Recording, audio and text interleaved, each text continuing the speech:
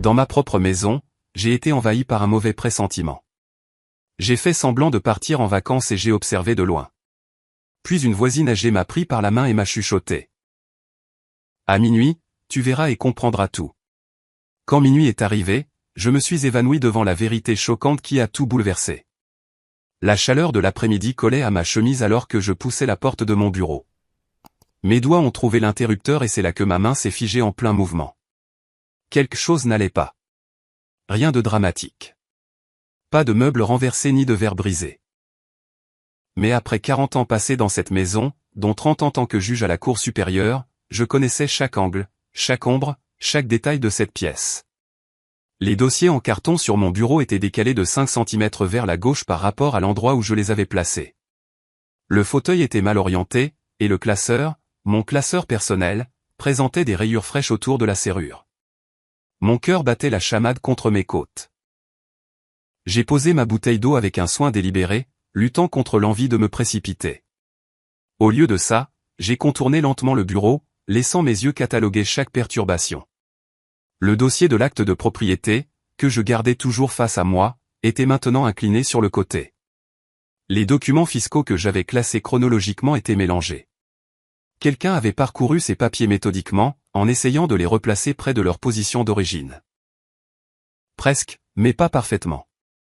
Je me suis accroupi à côté du classeur, mes genoux protestant.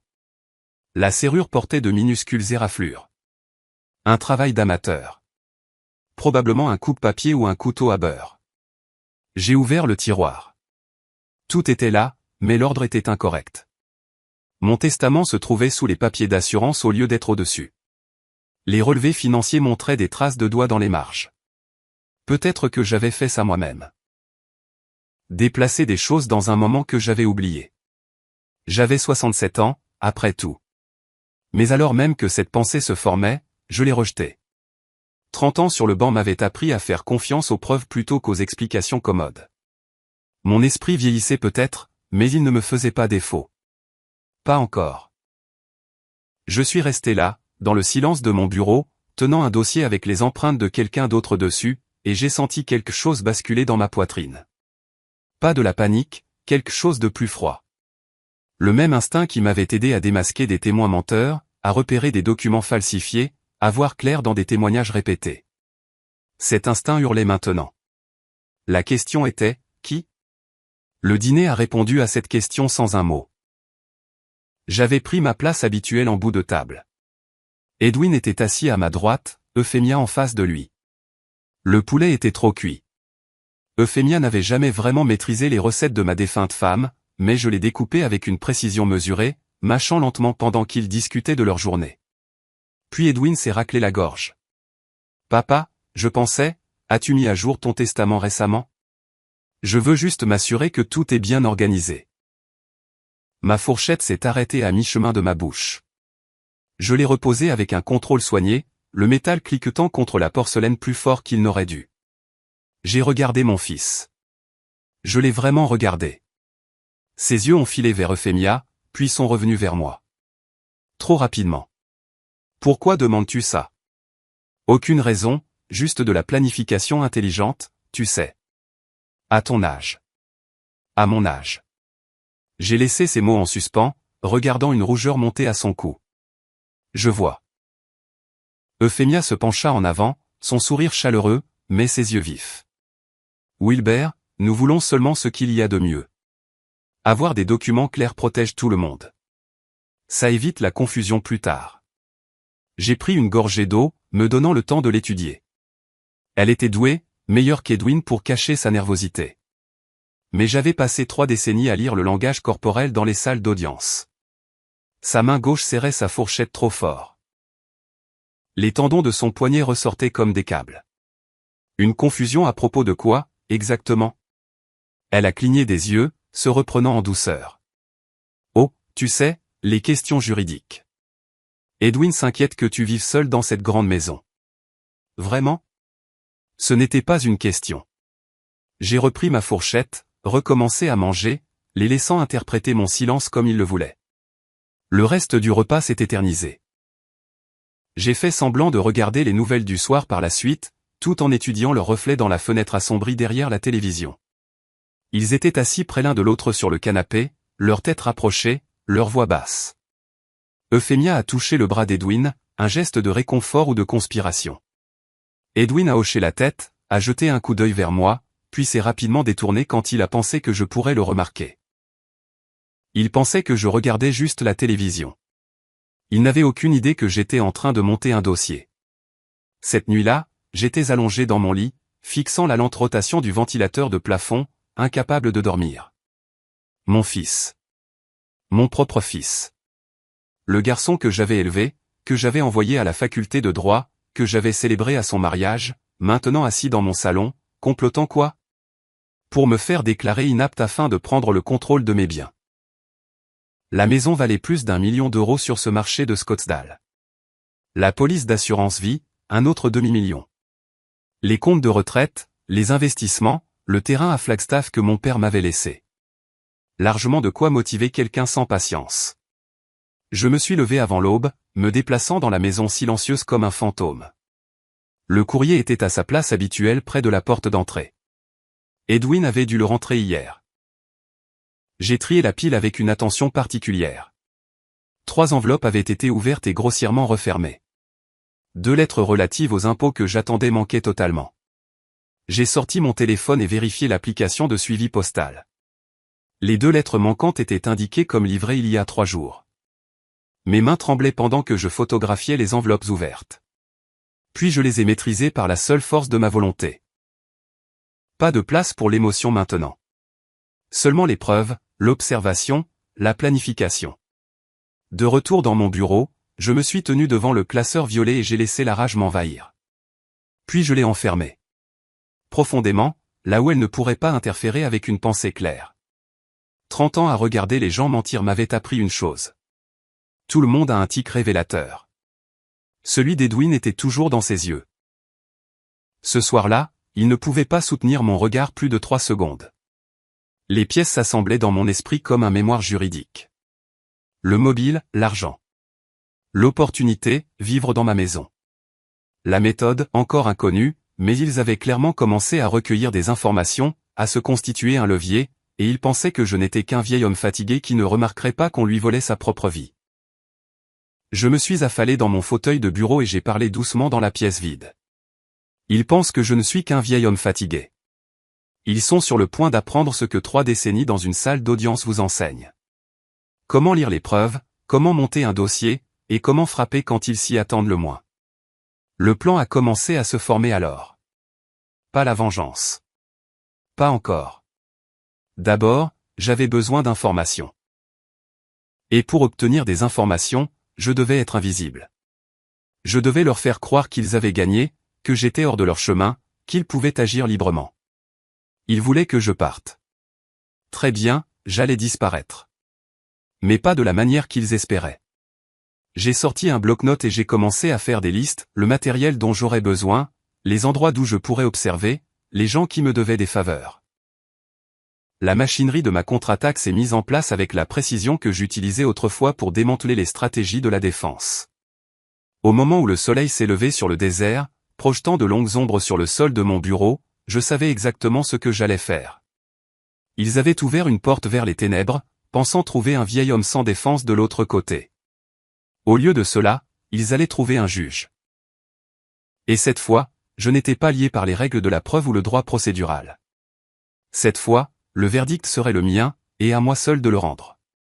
2 jours de planification, 2 jours à jouer le retraité inconscient tout en faisant des préparatifs minutieux.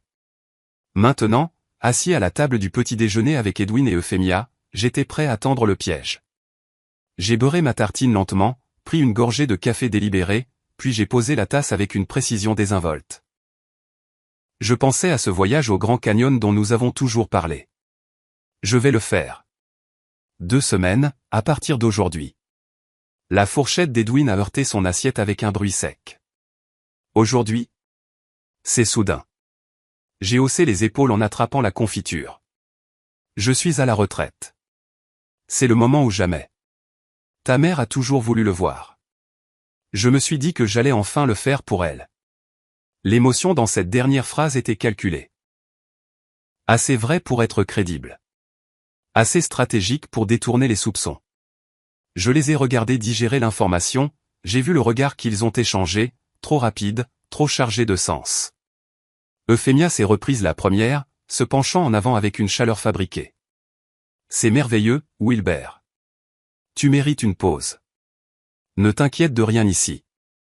Ne t'inquiète de rien ici. Les mots flottaient dans l'air comme une confession. J'ai hoché la tête lentement, étudiant mon assiette comme si je considérais la logistique plutôt que de lire son visage. Elle planifiait déjà. Je pouvais le voir dans la façon dont ses doigts tapaient une fois contre la table. Un geste inconscient d'impatience à peine réprimé. « Tu es sûr de vouloir conduire seul ?» demanda Edwin, essayant de paraître inquiet. « C'est un long voyage pour... » Il s'est interrompu, réalisant le piège dans lequel il était tombé. « Pour quelqu'un de mon âge. » J'ai laissé une pointe d'agacement percer dans ma voix, le regardant tressaillir. « Je ne voulais pas. »« Je sais que non, mon fils. » J'ai délibérément adouci mon ton, lui offrant une porte de sortie. « Ça ira. Ça fait 40 ans que je conduis sur ces routes. » Le soulagement sur son visage était presque douloureux à voir. Mon propre fils. Reconnaissant que je n'allais pas lui rendre la tâche difficile, reconnaissant de l'opportunité de me voler. J'ai passé la matinée à me déplacer dans la maison avec une précision méthodique, jouant le rôle du voyageur enthousiaste. Des chaussures de randonnée sorties du placard, du matériel photo, des cartes du Grand Canyon étalées sur la table de la salle à manger. Chaque objet choisi pour son authenticité.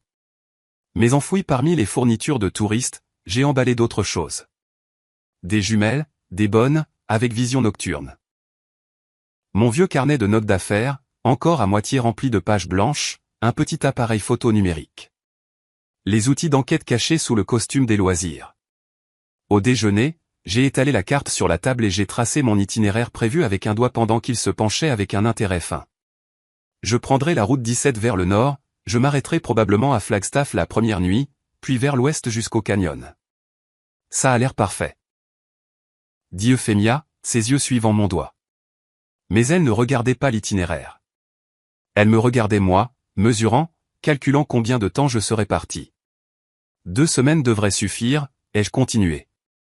Peut-être que je prolongerai si le temps est beau. Ça fait si longtemps que je n'ai pas juste existé quelque part sans obligation. Prends tout le temps dont tu as besoin, dit Edwin trop vite, trop avidement. La chaleur de l'après-midi était brutale alors que je chargeais le camion. 42 degrés Celsius, le genre de journée d'été à Scottsdale qui faisait miroiter l'air.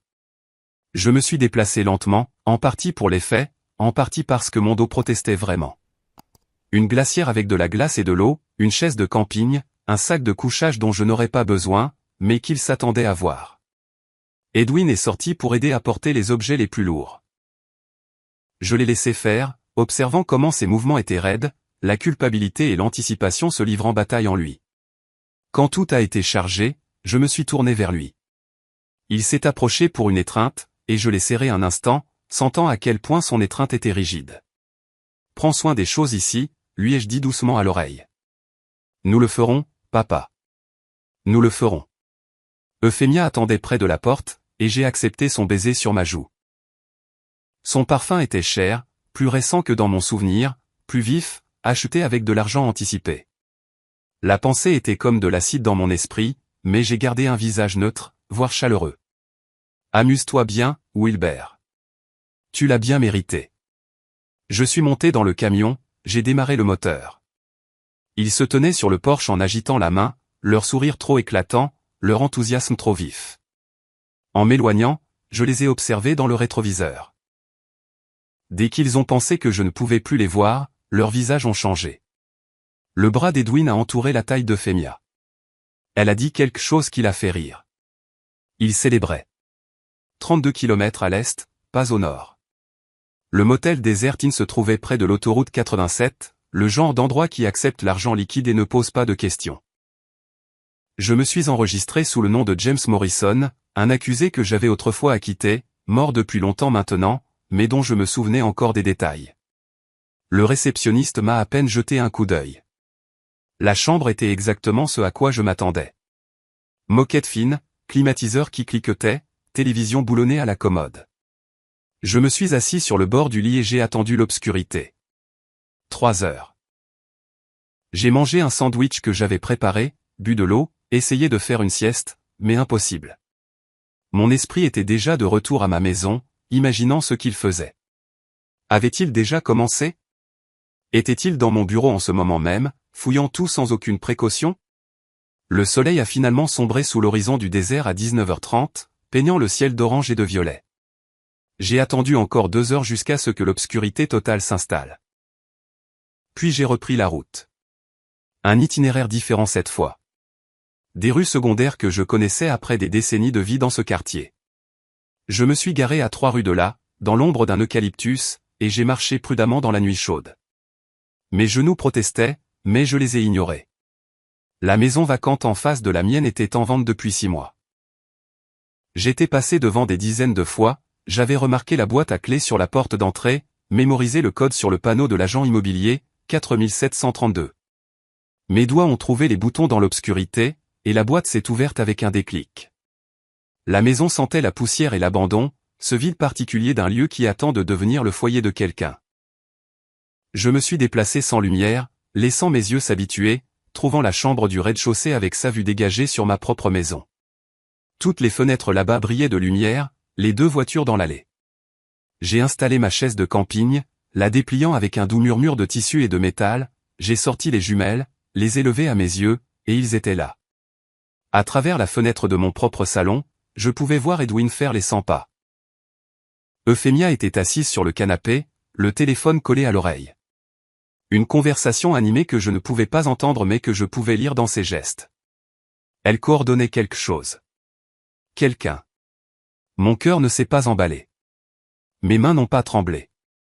Au lieu de cela, j'ai ressenti cette même clarté froide qui s'abattait sur moi lors des procès compliqués. Quand toutes les pièces s'alignaient enfin, la transformation était complète. Je n'étais plus la cible, plus la victime positionnée et manipulée. J'étais le chasseur maintenant, et ils n'avaient aucune idée que je les observais. J'ai ajusté la mise au point des jumelles, m'installant pour une longue nuit. J'avais passé 30 ans à observer des criminels depuis le banc du juge, à démêler la vérité du mensonge, la justice de la manipulation. Je n'aurais jamais pensé les observer depuis une maison vide en face de la mienne. Je n'aurais jamais pensé que l'un d'eux serait mon propre fils, mais j'étais là. Et quoi qu'il prépare, quoi qu'il pense pouvoir faire en mon absence, j'allais voir chaque mouvement, entendre chaque mot, documenter chaque crime. Il voulait m'effacer de ma propre vie. Très bien. Je les laisserai écrire toute l'histoire, puis je leur montrerai ce qui arrive quand on essaie d'escroquer un juge. J'ai levé les jumelles à mes yeux, me suis concentré sur la fenêtre de mon salon, et j'ai attendu de voir qui était vraiment mon fils et ma belle-fille. 3 jours d'observation avaient laissé des traces. Des tasses de café vides s'alignaient sur le rebord de la fenêtre de la maison vacante. Des emballages de restauration rapide remplissaient un sac en plastique près de la porte. Mon dos me faisait mal à cause de la chaise de camping. Mes yeux brûlaient après des heures passées derrière les jumelles. Mais mon esprit restait vif. J'avais documenté chaque visiteur, chaque lumière allumée ou éteinte, chaque mouvement à travers ces fenêtres de l'autre côté de la rue. Mais je n'en avais pas encore assez vu. Pas encore. Edwin et Euphémia se déplaçaient dans ma maison avec une confiance croissante. Mais ce qu'ils préparaient restait juste hors de ma portée. Puis j'ai entendu des pas sur le porche. Ma main s'est jetée sur mon téléphone, prête à appeler la police et à expliquer ma présence avant que quelqu'un d'autre ne le fasse. La porte s'est ouverte lentement. Je me suis retourné, répétant mes excuses, et je me suis figé. Georgiana Elliott se tenait dans l'embrasure de la porte, sa frêle silhouette se découpant sur le soleil de l'après-midi. Elle portait un cardigan crème malgré la chaleur. Des chaussures confortables, ses cheveux argentés tirés en un chignon soigné. Mais ce qui m'a arrêté, ce n'était pas son apparence. C'était l'expression sur son visage. Pas de surprise, pas de confusion, juste une calme reconnaissance. Je t'ai observé les observer, Wilbert. Ma gorge s'est nouée. Madame Elliott, que faites-vous ici? Elle est entrée, fermant la porte derrière elle avec l'aisance familière de quelqu'un qui avait déjà fait ça. La même chose que toi, découvrir la vérité. Je ne vois pas ce que vous voulez dire. Le déni est venu automatiquement. Une habitude judiciaire. Ne jamais confirmer ce qu'on n'est pas obligé de confirmer. Elle s'est approchée de la fenêtre, s'est tenue à côté de ma chaise et a pointé du doigt ma maison.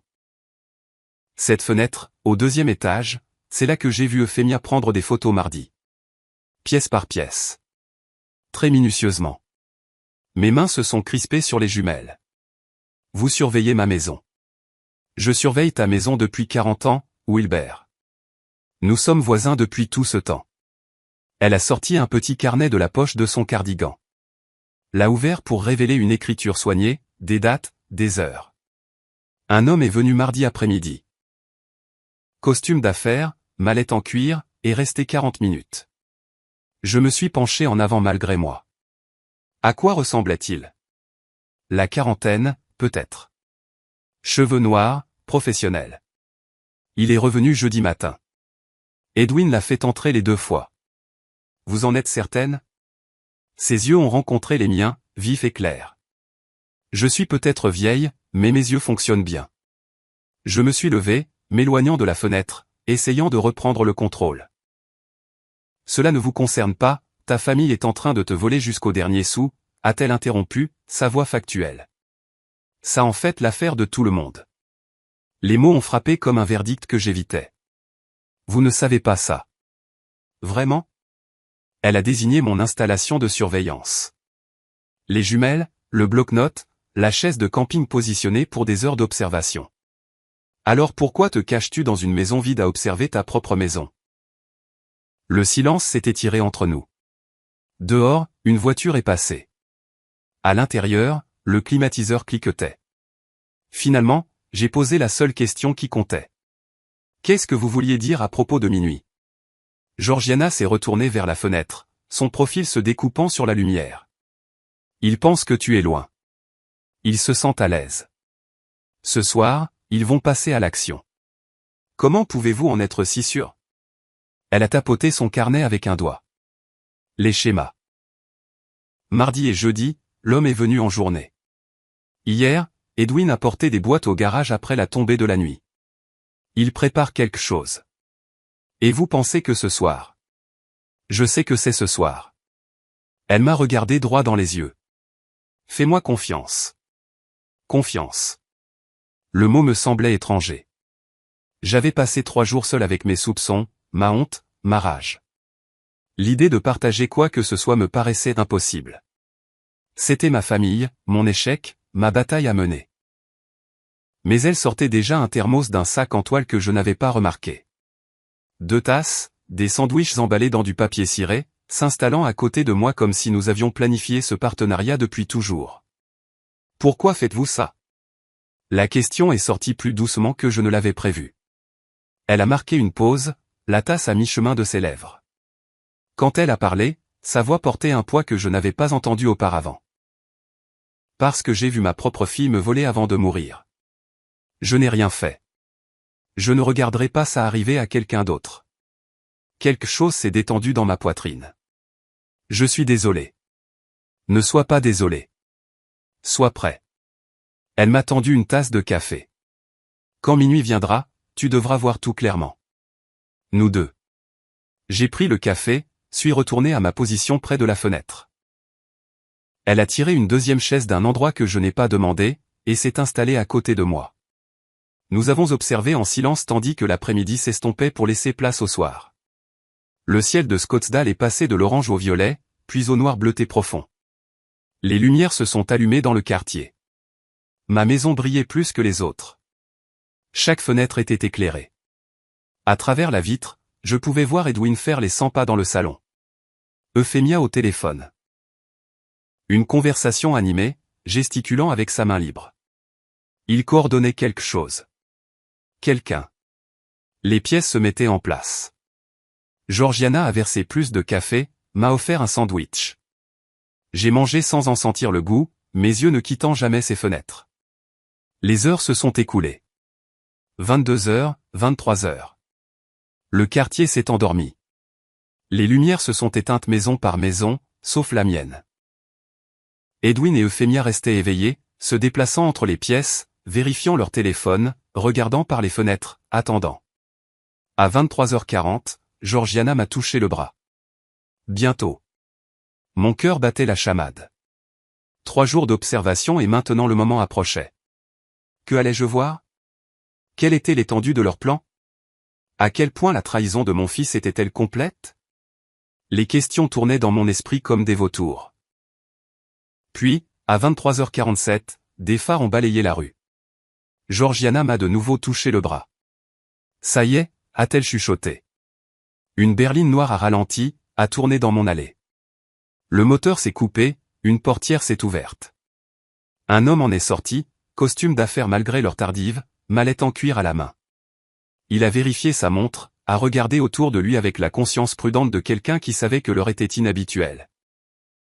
Ma porte d'entrée s'est ouverte avant qu'il ne puisse frapper. Edwin devait l'attendre. Ils ont échangé quelques mots brefs sur le porche, les voix trop basses pour être entendues. Puis tous deux ont disparu à l'intérieur. La porte s'est refermée. À travers la fenêtre du salon, je pouvais maintenant voir 3 silhouettes. J'ai levé mes jumelles. Georgiana a levé son téléphone. Nous n'avions pas discuté de nos rôles. Nous nous y sommes simplement glissés. La documentation se faisant automatiquement entre nous. Collecte de preuves. Témoignages. Montage d'un dossier sans prononcer les mots. À travers la fenêtre de mon salon, j'ai assisté au début d'une réunion à ma propre table de salle à manger. L'homme à la mallette s'est assis. Edwin en face de lui. Euphémia est apparue du couloir, portant un dossier. Je l'ai reconnu immédiatement. Rouge, usé sur les bords. Celui de mon classeur. Mon coffre-fort violet. Mes papiers personnels. C'est lui. A chuchoté Georgiana. C'est Chavez. J'ai baissé les jumelles assez longtemps pour la regarder. Vous en êtes certaine? J'ai vérifié sa licence d'agent immobilier après sa 2e visite. Louis Chavez, commercial et résidentiel. Le nom s'est installé dans ma mémoire comme une preuve classée dans un dossier.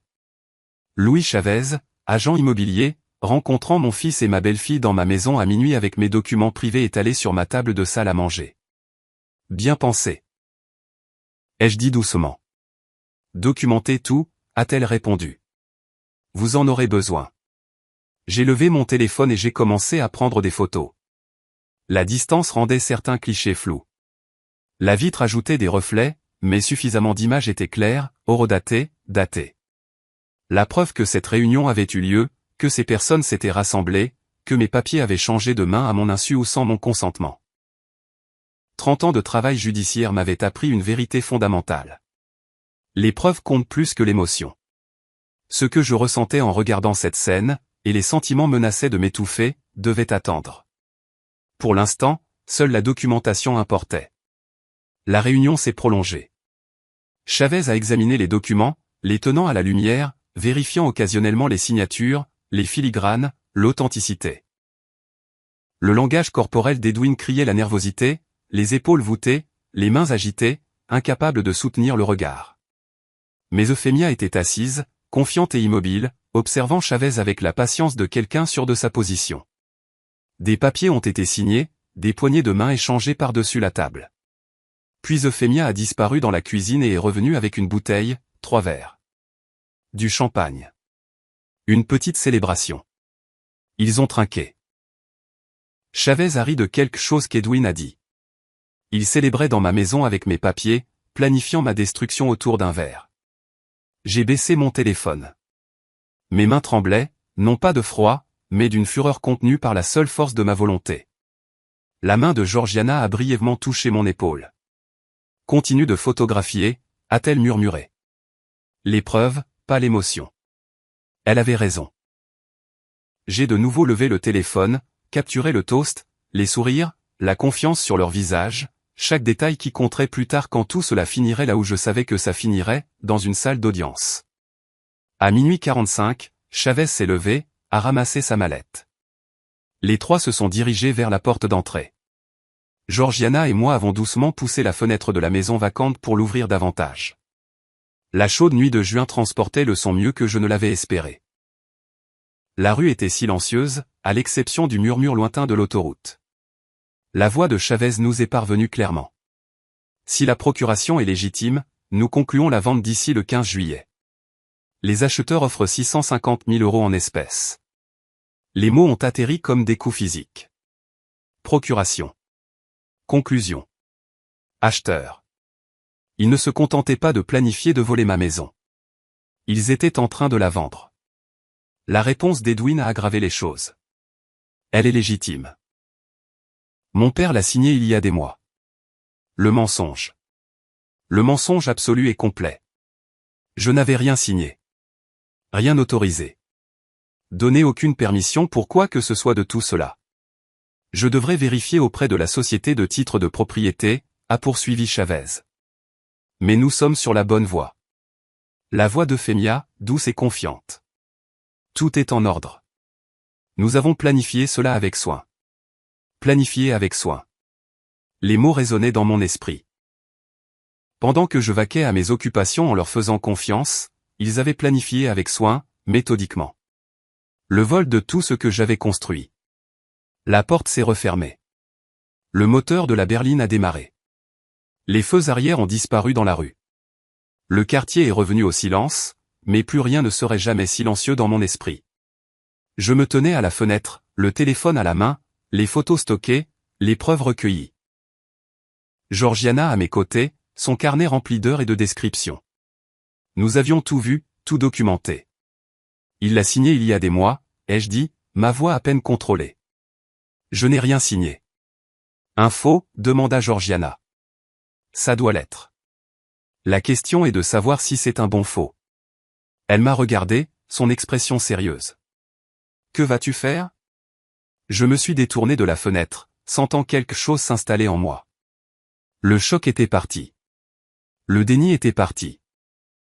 Seule une certitude froide demeurait. Les laisser penser qu'ils réussissent. Puis leur montrer ce qui arrive quand on sous-estime un juge. Les phares ont balayé la rue à 23h47, exactement comme Georgiana l'avait prédit. La berline noire se déplaçait avec une lenteur délibérée, comme si le conducteur confirmait l'adresse dans l'obscurité. Elle s'est engagée dans mon allée, le moteur se coupant avec un clic mécanique qui a retenti dans la rue silencieuse. J'ai levé mes jumelles. À côté de moi, Georgiana préparait son téléphone. Nous étions assis à cette fenêtre depuis des heures, attendant ce moment. Maintenant qu'il arrivait, mon pouls martelait à mes oreilles. La portière du conducteur s'est ouverte. Un homme en est sorti. La quarantaine, cheveux noirs, costume d'affaires malgré l'heure de minuit, mallette en cuir dans la main droite.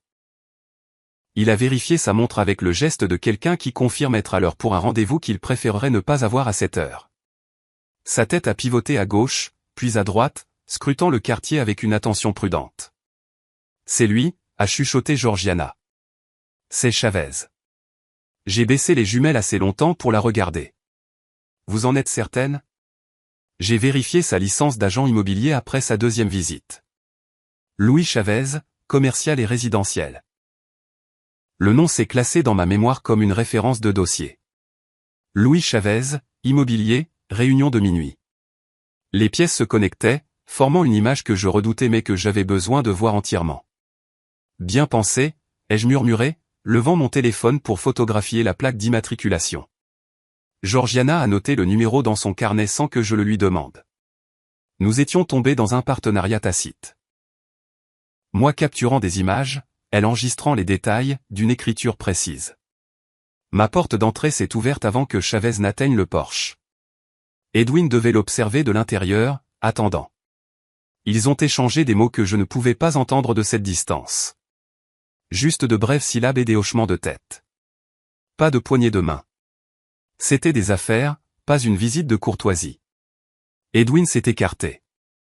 Chavez est entré. La porte s'est refermée derrière eux. À travers la fenêtre du salon, je pouvais maintenant voir 3 silhouettes. J'ai ajusté les jumelles, mettant la scène au point. Ils se dirigeaient vers ma table de salle à manger. Chavez a posé sa mallette. Edwin a tiré des chaises. Euphemia est apparue de la direction de mon bureau, et mon estomac s'est noué. Elle portait le dossier rouge. Ce dossier, ai-je dit, la voix creuse. Le rouge? C'est celui de mon coffre-fort. Georgiana s'est penchée plus près. Qu'y a-t-il dedans? Acte de propriété, testament original, documents financiers, tout ce dont ils auraient besoin pour tout voler. Les mots avaient un goût de cendre. J'ai levé mon téléphone et j'ai commencé à photographier. La distance mettait l'appareil à l'épreuve, à environ 55 mètres de l'autre côté de la rue, et la vitre ajoutait des reflets, mais suffisamment d'images étaient claires. Chavez assis en bout de ma table de salle à manger. Edwin à sa droite, la posture raide de tension même d'ici. Euphémia déposant des documents sur la surface avec une précision organisée. Cela se passait vraiment, dans ma maison, à ma table, avec mes papiers. Georgiana écrivait continuellement dans son carnet. Heure 23h52. Sujet, 3 visibles par la fenêtre avant. Document, plusieurs papiers étalés sur la table de la salle à manger. Activité, réunion d'affaires apparente. Son expérience d'infirmière transparaissait dans la précision clinique de ses observations. Symptômes documentés, preuves recueillies, pas de commentaires émotionnels, juste des faits. À travers les jumelles, j'ai regardé Chavez prendre les documents un par un. Il en a tenu plusieurs à la lumière, vérifiant les filigranes, ai-je réalisé, vérifiant l'authenticité. Il avait déjà fait ça, savait quoi chercher dans des documents légitimes. L'examen professionnel aurait dû me réconforter. Au lieu de cela, il m'a terrifié. Si le faux était assez bon pour passer cette inspection, prouver sa fausseté serait exponentiellement plus difficile. Le langage corporel d'Edwin criait l'inconfort. Il n'arrêtait pas de bouger sur sa chaise, ses doigts tambourinant le bord de la table, son regard passant de Chavez à Euphémia. La culpabilité irradiait de chaque mouvement. Mais il n'a pas arrêté. Ne s'est pas levé pour mettre fin à cela. Il est resté assis, complice de sa propre honte. Euphémia, au contraire, était assise parfaitement immobile, confiante. Quand Chavez posait des questions, je pouvais voir sa bouche bouger, des gestes accompagnant ses mots. Elle répondait avec un minimum de mouvement, un hochement de tête, une brève réponse, l'économie de mouvement qui vient de la certitude. Elle croyait que cela fonctionnerait, qu'ils avaient couvert tous les angles, que je ne le saurais jamais ou que je ne pourrais jamais l'arrêter. La réunion s'est prolongée de 20 minutes, 30, 40. Mes jambes se sont engourdies à force de rester immobile. Mon épaule me faisait mal à force de tenir le téléphone stable pour les photos, mais je n'ai pas bougé. Je ne pouvais pas. C'était une preuve qui se déroulait en temps réel. Chaque seconde comptait. À un moment donné, des documents ont été glissés sur la table. Edwin a signé quelque chose. Puis, Euphémia. Leurs stylos se sont déplacés sur des pages que je ne pouvais pas voir assez clairement pour les identifier. Mais j'ai photographié chaque instant, une preuve horodatée des signatures données, des accords conclus, de la fraude commise. Parce que c'est ce que c'était. Je n'avais rien signé, rien autorisé. Chaque signature sur ces documents en mon nom devait être fausse. Chavez a rassemblé les papiers dans sa mallette, s'est levé, a tendu la main. Edwin l'a serré, puis Euphémia. Une transaction commerciale conclue à la satisfaction de tous. Puis, Euphémia a disparu vers la cuisine. Il célèbre, a chuchoté Georgiana. Ma mâchoire s'est crispée. Ils pensent qu'ils ont gagné. Ils ne savent pas que tu les observes. Ils ne savent pas beaucoup de choses encore. Les mots sont sortis plus durs que prévu. Georgiana m'a jeté un coup d'œil. Qu'est-ce que tu prévois? La justice. Euphémia est revenue avec une bouteille et 3 verres. Du champagne. J'ai reconnu la forme même à travers la fenêtre. Elle a versé avec un air théâtral. A tendu les verres à Edwin et Chavez. Ils les ont levés à l'unisson. Un toast à quoi? Au vol de ma vie. À leur intelligence. Aux 650 000 € qu'ils pensaient bientôt posséder. J'ai baissé mon téléphone. Mes mains tremblaient d'une fureur que je contrôlais à peine. Chaque instinct hurlait de traverser la rue, d'ouvrir la porte, de les confronter à leur trahison. Mes 30 ans sur le banc m'avaient appris mieux. Les réactions émotionnelles étaient rejetées. Les preuves obtenaient des condamnations. En ce moment, j'avais besoin de preuves plus que de satisfaction. Continue de photographier. La voix de Georgiana m'a atteint à travers la brume rouge. Les preuves, pas l'émotion. J'ai de nouveau levé le téléphone. J'ai capturé le toast au champagne, les sourires. Chavez riant de quelque chose qu'Edwin a dit. La conspiration confortable de gens qui se croient en sécurité. À minuit 45, Chavez a posé son verre. La réunion se terminait. Ils se sont dirigés vers la porte d'entrée, hors de ma ligne de mire à travers la fenêtre. J'ai baissé les jumelles et j'ai regardé Georgiana.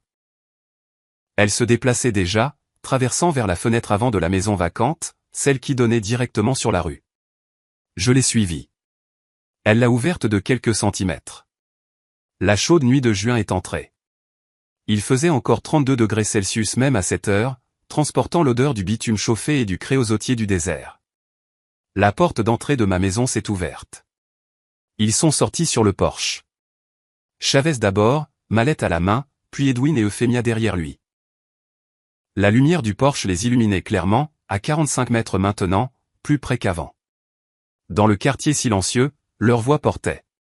Si la procuration est légitime, nous concluons la vente d'ici le 15 juillet. La voix de Chavez, professionnelle et commerciale. Les acheteurs offrent 650 000 € en espèces. Les mots m'ont frappé comme la lecture d'un verdict. Procuration. Date de clôture. Vente au comptant. Ils ne se contentaient pas de planifier. Ils exécutaient. C'était réel, actif, déjà en mouvement. Elle est légitime. La voix d'Edwin essayant d'être confiante, mais atterrissant quelque part près du désespoir. Mon père l'a signé il y a des mois. Le mensonge. Le mensonge absolu et complet. Je n'avais rien signé. Pas de procuration, pas d'autorisation de vendre, pas de permission pour aucune action concernant ma propriété. Le document devait être un faux. La question était de savoir s'il tromperait la société de titre de propriété. Je devrais vérifier auprès de la société de titre de propriété, a dit Chavez, répondant à ma question tacite. Mais nous sommes sur la bonne voie. La voix d'Euphemia a tranché, douce et certaine. Tout est en ordre. Nous avons planifié cela avec soin. Soin. Le mot a résonné dans mon esprit. Pendant que je me promenais dans mon quartier, lisais mes livres, faisais confiance à mon fils. Ils avaient planifié avec soin, méthodiquement, probablement depuis des mois. L'effraction dans mon bureau n'avait pas été le début. C'était une partie d'une opération déjà bien entamée. Des poignées de main échangées, de brefs au revoir. Chavez s'est dirigé vers sa voiture, a démarré le moteur. Les feux arrière ont brillé en rouge alors qu'il reculait dans l'allée, puis ont disparu dans la rue. Edwin et Euphemia sont restés un moment sur le porche, le regardant partir. Puis ils se sont tournés l'un vers l'autre. Edwin a dit quelque chose que je n'ai pas pu entendre. Euphemia a ri, un son qui a porté clairement dans l'air nocturne, musical et triomphant. Ils sont rentrés, la porte s'est fermée. Les lumières du salon se sont éteintes. Ils allaient se coucher. Le travail de la nuit était terminé. Demain, ils se réveilleraient un peu plus près de voler tout ce que j'avais construit. Je me tenais à la fenêtre ouverte, le téléphone à la main, des dizaines d'images stockées, des preuves horodatées. Georgiana à mes côtés, son carnet rempli d'observations précises. Nous avions la documentation, les témoins, la preuve. Mais la documentation ne suffisait pas. Je devais comprendre toute l'étendue du complot. Connaître chaque acteur, cartographier chaque mouvement avant de contre-attaquer. Il l'a signé il y a des mois, ai-je dit doucement, testant les mots. Je n'ai rien signé. Un faux, demanda Georgiana. Ça doit l'être. La question est de savoir si c'est un bon faux. S'il passe la vérification de la société de titre, prouver sa fausseté devient exponentiellement plus difficile. Que vas-tu faire? Je me suis détourné de la fenêtre, sentant les dernières traces de choc se consumer. Ce qui restait était une clarté froide, une concentration judiciaire. 3 décennies à traiter des preuves, à monter des dossiers, à trouver la vérité dans les témoignages et les documents, toute cette expérience condensée en un seul objectif maintenant. Les laisser penser qu'ils réussissent, ai-je dit. Les laisser croire que je suis toujours quelque part en Arizona à regarder les canyons. Les laisser faire chaque pas qu'ils ont prévu. Je vais tout documenter. Puis, quand ils penseront avoir gagné, je leur montrerai ce qui arrive quand on essaie d'escroquer un juge. Georgiana a hoché la tête lentement. Tu auras besoin d'un avocat, quelqu'un spécialisé dans ce domaine. J'ai quelqu'un en tête. Marcus Webb a plaidé devant moi pendant des années. Il me doit une fière chandelle pour avoir été clément dans son affaire de conduite en état d'ivresse. Quand agiras-tu? Pas encore. Pas avant d'avoir tout. Ils ont mentionné une clôture le 15 juillet. Ça me donne 3 semaines pour monter un dossier en béton. Je me suis retourné vers ma maison, maintenant presque entièrement sombre à l'exception de la lumière du porche. Ils vont conclure la vente. Signer tous les papiers. Accepter l'argent. Puis je vais tout leur reprendre et les envoyer en prison pour ça. Georgiana est restée silencieuse un moment. Puis, tu sais ce que ça signifie? Tu devras poursuivre ton propre fils. Les mots flottaient entre nous. J'avais évité cette vérité, la gardant aux confins de ma conscience. Mais elle avait raison. Ce chemin menait à des accusations criminelles, à la fraude, au faux et usage de faux, au vol. Si j'allais jusqu'au bout, Edwin risquerait la prison. Mon fils, le garçon que j'avais élevé, à qui j'avais appris à faire du vélo, que j'avais envoyé à la faculté de droit, aux côtés de qui je m'étais tenu à son mariage. J'ai regardé Georgiana, et quand j'ai parlé, ma voix était ferme. Il a fait son choix quand il a décidé de me voler. Je fais le mien en décidant de l'arrêter. Elle a hoché la tête une fois, acceptant cela. De quoi as-tu besoin de moi? Continue de surveiller quand je ne peux pas être là. Documente tout ce qui est inhabituel. Sois prête à témoigner si ça en arrive là. Je peux le faire. Nous nous tenions ensemble dans l'obscurité de la maison vacante. 2 personnes âgées regardant la nuit reprendre le silence. De l'autre côté de la rue, ma maison était immobile. À l'intérieur, mon fils et sa femme dormaient paisiblement, confiants dans leur plan. Ils n'avaient aucune idée que leur célébration était prématurée. Le juge était de retour en session, et l'audience allait bientôt commencer. L'aube a percé sur le désert, la lumière orange filtrant à travers les fins rideaux de la chambre de motel.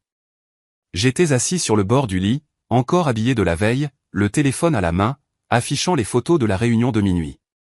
À côté de moi, le carnet de Georgiana était ouvert sur ses observations précises, ses heures, ses descriptions. Les mots de Louis Chavez capturés dans son écriture soignée. Je n'avais pas dormi, je ne pouvais pas.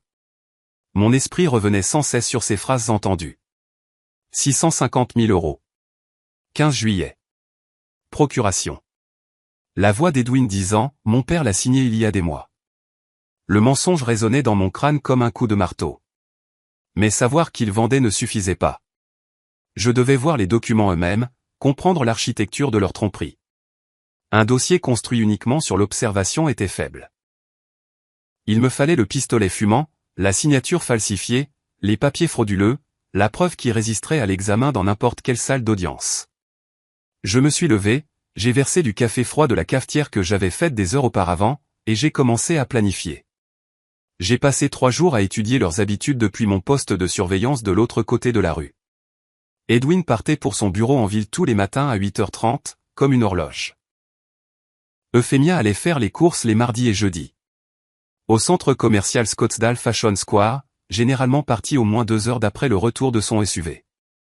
Aujourd'hui, c'était jeudi 6 juillet, ma fenêtre d'opportunité. J'observais depuis ma camionnette garée 2 rues plus bas, une casquette de baseball enfoncée sur la tête. La berline argentée d'Edwin a quitté l'allée à 8h27. Routine, prévisible. 43 minutes plus tard, le SUV noir d'Euphemia a suivi, ses lunettes de soleil captant la lumière du matin alors qu'elle vérifiait son reflet dans le rétroviseur avant de partir. J'ai attendu 10 minutes de plus, assez longtemps pour être certain qu'il ne reviendrait pas pour un sac à main ou un téléphone oublié. Puis j'ai conduit jusqu'à ma propre maison, me suis garé dans l'allée comme si j'y avais ma place, parce que c'était le cas, et j'ai sorti ma clé. La serrure a tourné sans problème. Ma propre maison, ma propre porte. Pourtant, mes mains tremblaient légèrement en la poussant. À l'intérieur, le climatiseur bourdonnait. La télévision jouait doucement dans le salon, créant l'illusion d'une présence, probablement. Je me tenais dans mon propre hall d'entrée, me sentant comme un intrus, et le tort de cette sensation a durci quelque chose dans ma poitrine. La chambre d'amis, mon ancienne chambre d'amis, avait été convertie en bureau temporaire pour Edwin. Je l'avais vu y travailler par les fenêtres pendant ma surveillance. Maintenant, j'ai ouvert la porte et je suis entré. Le bureau contenait les débris habituels du travail moderne. Ordinateur portable, papier, bloc-notes tachés de café. J'ai ouvert les tiroirs systématiquement. Relevés financiers, documents de travail, papier d'assurance. Puis le tiroir du bas. Et il était là. Le dossier rouge de la réunion de minuit avec Chavez. Il n'était même pas verrouillé, juste posé là, enfoui sous des enveloppes en carton. Comme s'ils étaient devenus si confiants qu'ils ne prenaient même plus la peine de le cacher correctement. L'arrogance de la chose m'a fait serrer la mâchoire. J'ai étalé le contenu sur la surface du bureau. Un document de procuration daté du 20 mai. Ma signature en bas, sauf que ce n'était pas ma signature. Proche.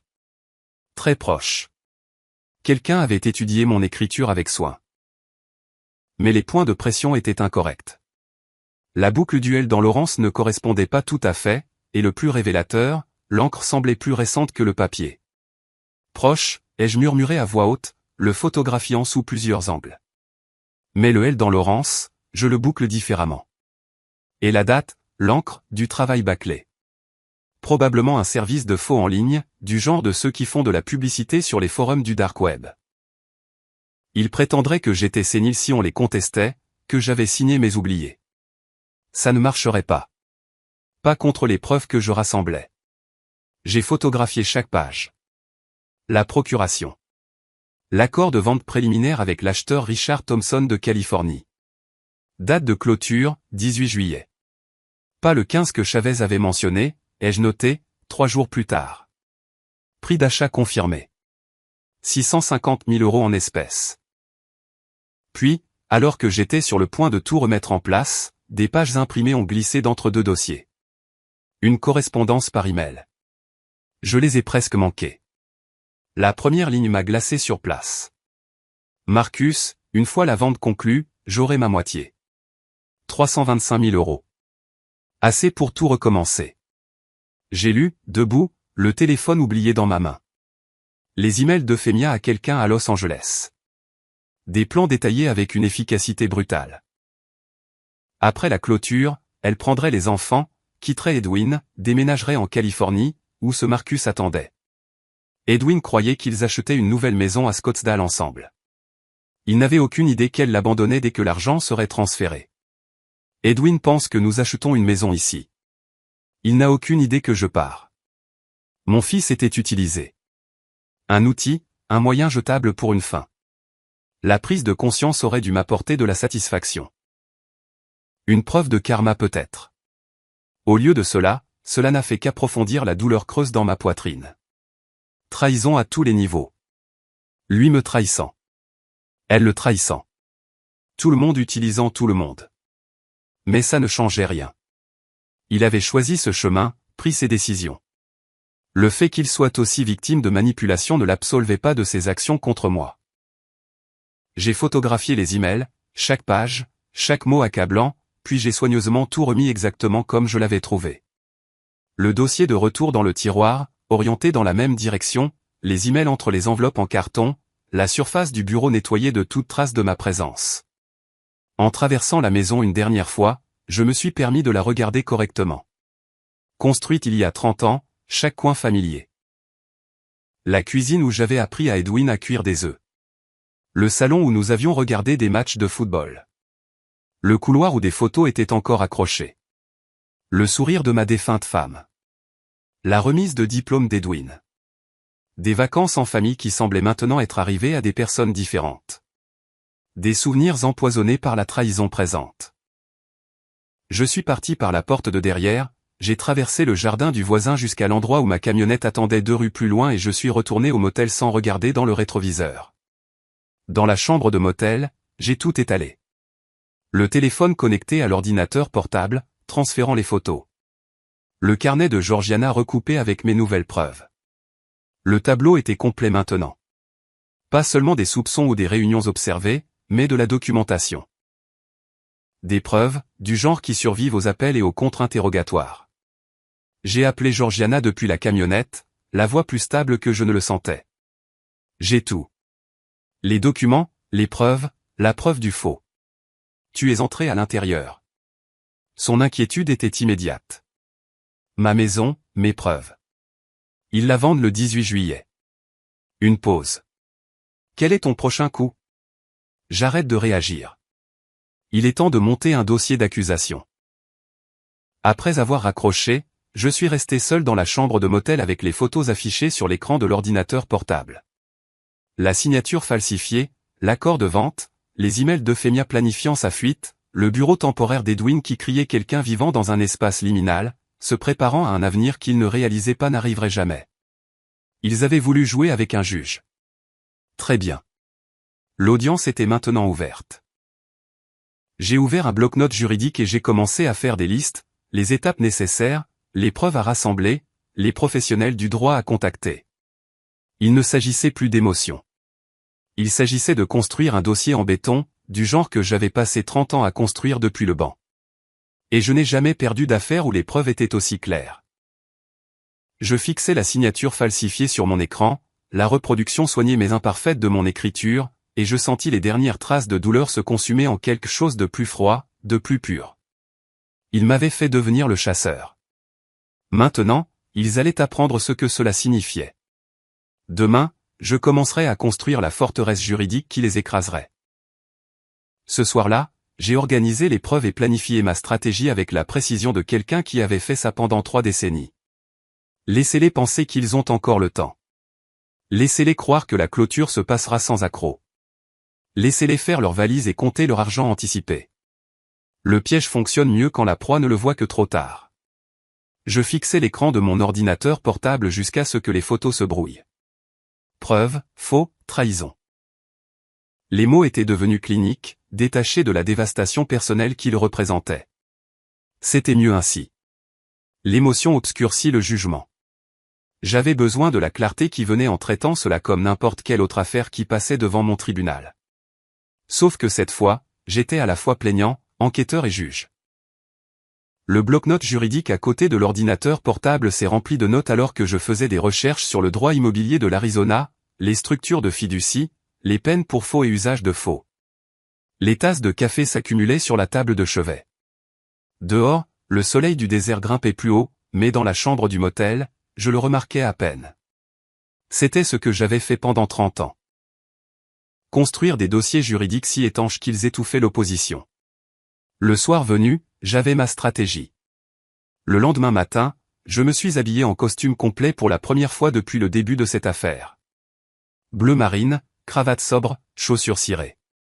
En me regardant dans le miroir de la salle de bain, j'ai vu le juge Laurence revenir. Pas le propriétaire confus, pas le père dévasté, mais l'homme qui avait présidé des centaines de procès, qui s'était bâti une réputation sur une préparation méticuleuse et des contre-interrogatoires dévastateurs. J'ai rangé mon dossier de preuves dans une mallette et j'ai conduit jusqu'au centre de Scottsdale. Le bureau de notaire de Margaret Chen occupait une petite boutique entre une agence d'assurance et un café. Je la connaissais depuis 15 ans par le biais du système judiciaire. Elle s'occupait de la vérification de documents pour d'innombrables affaires. Professionnelle, discrète, minutieuse. Elle a levé les yeux de son bureau quand je suis entré, la reconnaissance suivie d'une inquiétude traversant son visage. « Wilber, j'ai entendu dire que vous voyagiez. » Changement de plan. Je me suis assis en face d'elle et j'ai glissé une déclaration sous serment manuscrite sur le bureau. J'ai besoin que ceci soit notarié et déposé. Elle l'a lu lentement, ses yeux s'écarquillant légèrement. Quand elle a relevé les yeux, des questions flottaient sans être dites, mais elle n'en a posé aucune. Ceci déclare que vous n'avez jamais signé de procuration. Correct. Jamais exécuté une telle chose. Jamais autorisé quiconque à agir en mon nom concernant ma propriété. Si quelqu'un utilise des documents falsifiés. C'est exactement ce qui se passe, ai-je interrompu. Son expression est passée de l'inquiétude à quelque chose de plus dur. Une indignation professionnelle peut-être. Cela crée un dossier juridique. Vous comprenez les implications? Je compte sur les implications. Elle a tapé la version officielle, m'a fait signer sous serment, a apposé son sceau de notaire avec une précision délibérée. Le bruit sourd du tampon a résonné comme un coup de marteau.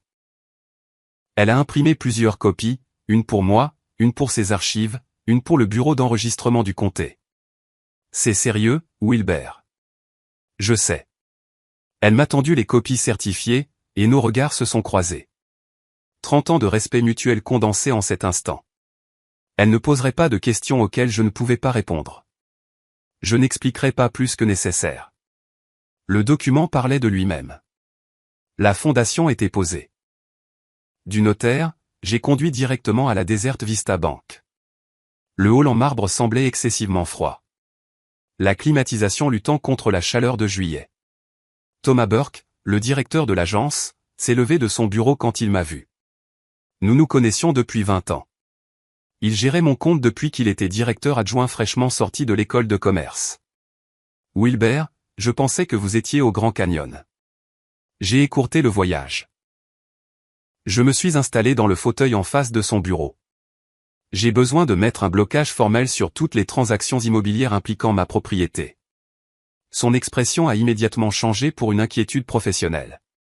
Un blocage de transactions nécessite une cause sérieuse. Tentative de vente frauduleuse avec des documents d'autorisation falsifiés. Il a froncé les sourcils, ses doigts se dirigeant déjà vers son clavier. Vous en êtes certain? 30 ans en tant que juge vous apprennent à reconnaître les signatures falsifiées. J'en suis certain. Il a tapé rapidement. S'est arrêté pour lire quelque chose à l'écran. A tapé encore. Blocage mis en place immédiatement. Aucun transfert sans votre présence physique. Pièce d'identité avec photo vérifiée. Confirmation verbale enregistrée. Il a imprimé la confirmation, l'a tamponné du sceau de la banque, me l'a tendu. Désolé que vous ayez à gérer ça. J'ai pris les papiers, sentant un autre mur se mettre en place. J'apprécie la rapidité d'action, Thomas. Toujours. Il m'a serré la main fermement. Faites-moi savoir si vous avez besoin de quoi que ce soit d'autre. Deuxième barrière érigée. Après un déjeuner rapide que je n'ai pas goûté, j'ai conduit jusqu'au nord-ouest de Scottsdale, au bureau de Catherine Morrison, avocate spécialisée en fiducie et succession. Cher, mais nécessaire. J'avais fait des recherches sur ses qualifications la nuit précédente. 15 ans de spécialisation dans la protection des actifs, excellente réputation, aucun lien avec Edwin ou Euphemia qui pourrait compromettre la discrétion. Son bureau était tout en bois poli et en meubles en cuir, le genre d'endroit qui annonçait la compétence et le coût. Elle a écouté mon explication soigneusement éditée. Un propriétaire inquiet souhaitant protéger ses actifs. Aucune mention de la famille, aucun détail sur le faux. Juste un homme qui voulait que sa propriété soit sécurisée. Une fiducie viagère irrévocable est votre meilleure option, a-t-elle dit après que j'ai fini. Protection des actifs, évitement de l'homologation, contrôle complet maintenu par vous en tant que fiduciaire. En combien de temps cela peut-il être établi? Je peux la rédiger aujourd'hui. La déposer auprès du comté avant la fin de la journée. Elle a ouvert son ordinateur portable, ses doigts volant sur les touches. Date de création? C'était le moment crucial. 15 mai. Elle n'a pas posé de questions. Prérogative du client. Elle a rédigé les documents de fiducie au cours des 2 heures suivantes pendant que j'attendais, examinant chaque section avec moi, expliquant des implications que je comprenais déjà, mais que je les laissais détailler de toute façon. Courtoisie professionnelle. Cela signifie que vous ne pouvez pas facilement l'annuler, m'a-t-elle prévenu. Vous êtes sûr? J'ai besoin d'une protection des actifs. Une protection absolue. Puis-je vous demander ce qui motive cette urgence? J'ai gardé ma voix mesurée, ne révélant rien. Disons que j'ai appris que la famille n'est pas toujours synonyme de sécurité. Une lueur de compréhension a traversé son visage. Elle avait déjà vu ça, probablement. La planification successorale exposait souvent les dysfonctionnements familiaux. La fiducie fournira cette protection. Elle a finalisé les documents, m'a fait signer à plusieurs endroits, les a notariés elle-même et les a déposés électroniquement auprès du comté de Maricopa cet après-midi-là. À 16 heures, ma maison existait légalement au sein d'une fiducie irrévocable avec moi comme unique fiduciaire, ce qui signifiait que la procuration falsifiée d'Edwin, datée après la création de la fiducie, était sans valeur. On ne peut pas vendre une propriété qu'on ne contrôle pas, et il ne contrôlait pas une propriété dans une fiducie. Le piège juridique s'était refermé avant même qu'il ne sache qu'il existait. Je lui ai payé 3500 €, de l'argent bien dépensé, et je suis retourné au motel, sentant les pièces s'emboîter. Ce soir-là, j'ai transformé la chambre de motel en salle de guerre. Des documents étalés sur toutes les surfaces, lit, bureau, petite table près de la fenêtre. J'ai organisé les preuves dans des dossiers étiquetés. Dossier 1, photos de surveillance et observation datées de Georgiana. Dossier 2, documents falsifiés et analyse comparative des signatures. Dossier 3. Déclaration sous serment notarié et mesures préventives légales. Dossier 4, déclaration de témoin formel de Georgiana. Dossier 5, document de fiducie prouvant que la structure de propriété était antérieure au faux. J'ai tout photographié, fait des copies. Un jeu est resté avec moi. Demain, je placerai un deuxième jeu dans un coffre-fort. Le troisième irait à Georgiana pour qu'elle le garde en lieu sûr. Rien n'était laissé au hasard. J'ai appelé Georgiana depuis le motel, la voix calme malgré l'adrénaline qui bourdonnait encore en moi. Le cadre juridique est en place. Les propriétés sont en fiducie, les banques sont verrouillées, les faux sont documentés. Quand les affronteras-tu, a-t-elle demandé. Le 18 juillet. À la table de clôture. Une pause. Pourquoi attendre? Impact maximum. Les laisser penser qu'ils ont gagné, puis regarder leur monde s'effondrer en public. C'est froid, Wilbert.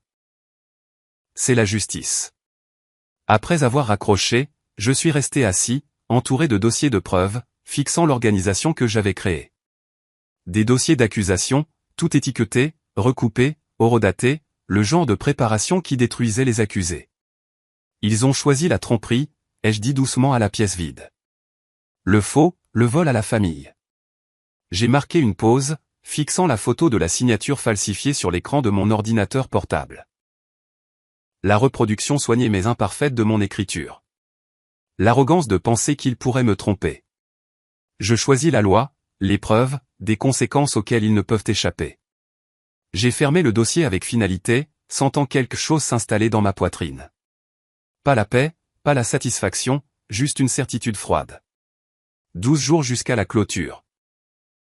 12 jours jusqu'à ce qu'ils entrent dans la pièce en pensant avoir gagné, pour découvrir que chaque document qu'ils avaient falsifié, chaque mensonge qu'ils avaient raconté, chaque euro qu'ils avaient compté avait été anticipé, documenté, transformé en arme contre eux. La forteresse juridique était complète, inaccessible, dévastatrice.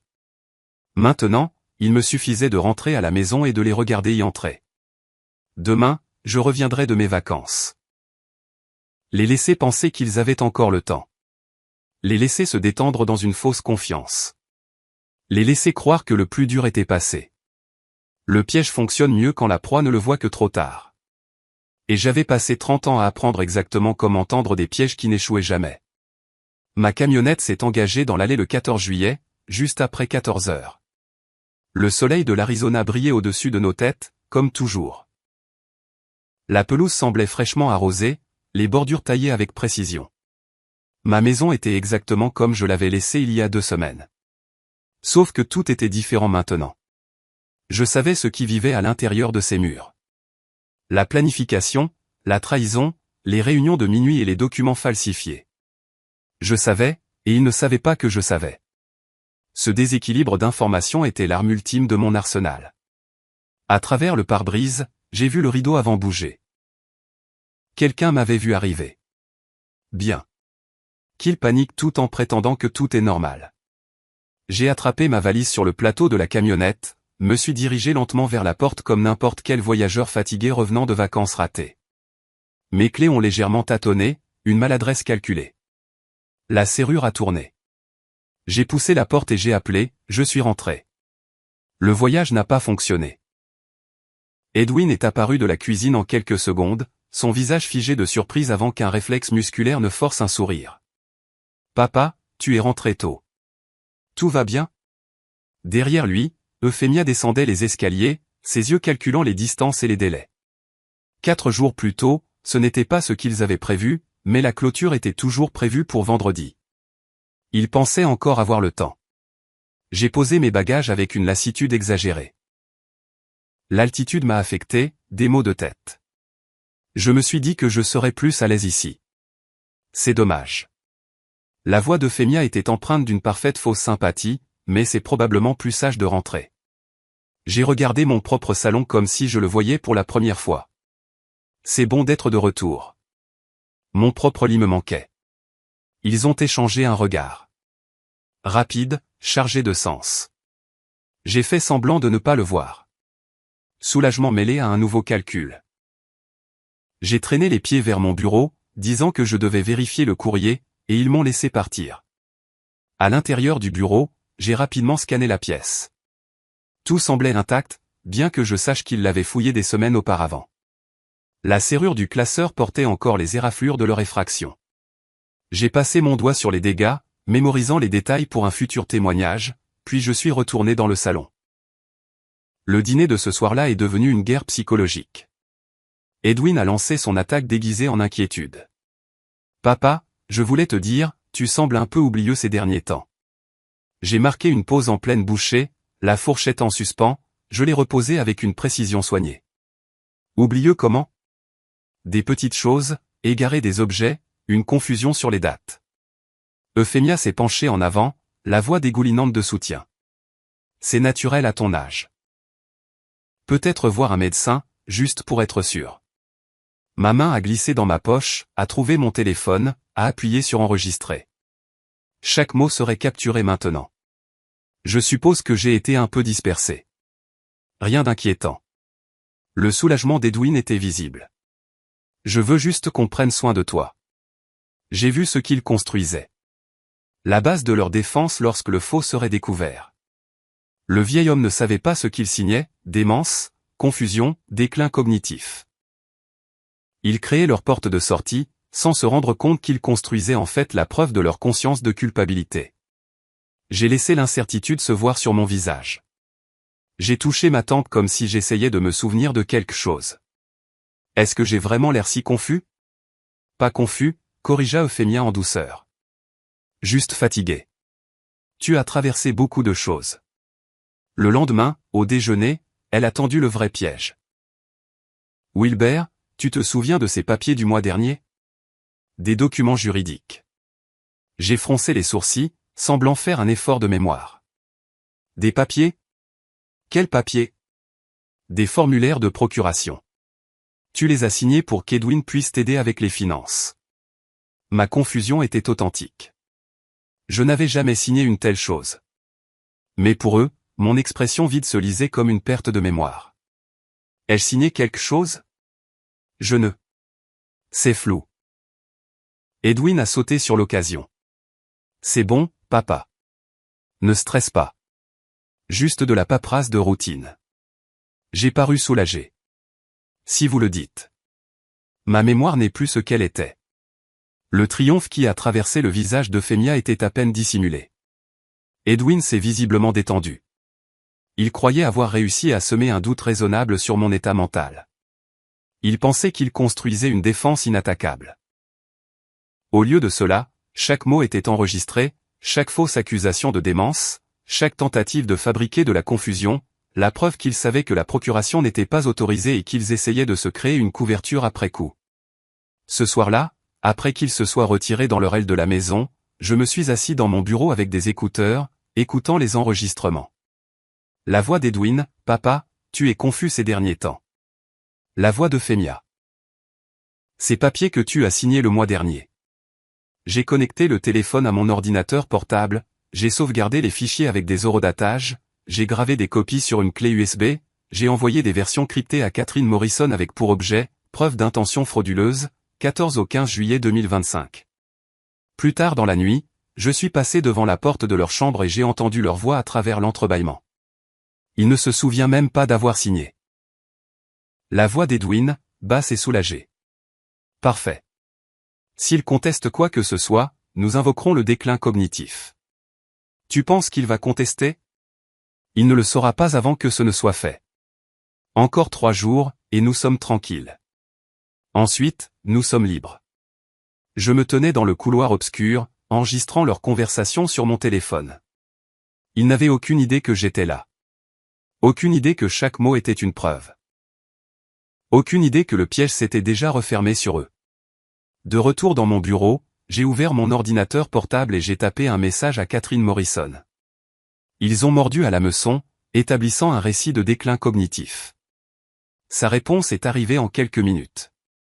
Enregistrement clair, limpide. Preuve de conscience de culpabilité. À vendredi, 14 h. Ce sera décisif. Je fixais l'écran, ne ressentant rien d'autre qu'une froide certitude. Ils n'ont aucune idée de ce qui les attend. 3 jours se sont écoulés. J'ai maintenu la performance sans faille, confus, oublieux, inoffensif. J'ai demandé à Euphémia de répéter des choses simples. J'ai marqué des pauses avant de répondre à des questions de base.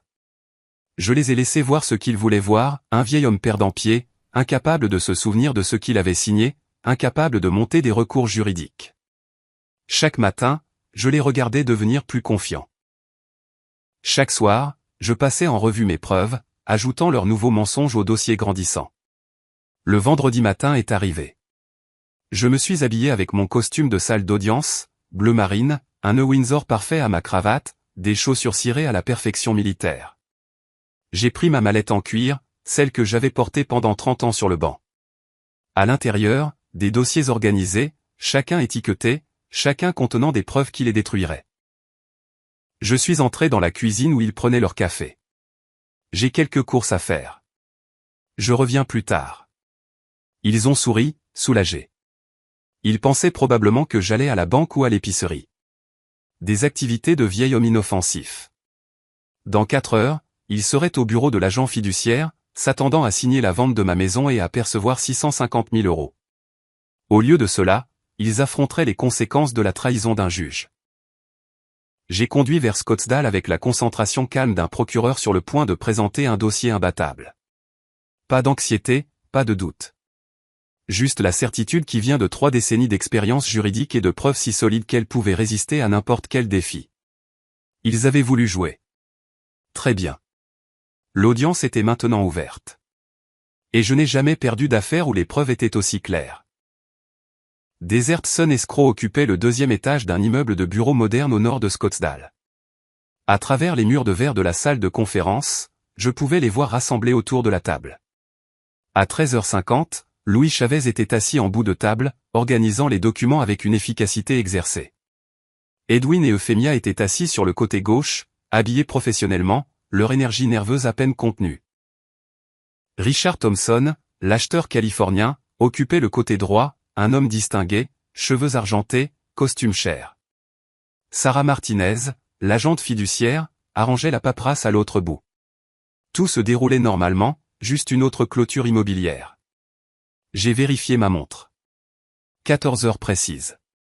Catherine Morrison se tenait à côté de moi dans le couloir, sa propre mallette à la main. Prêt ?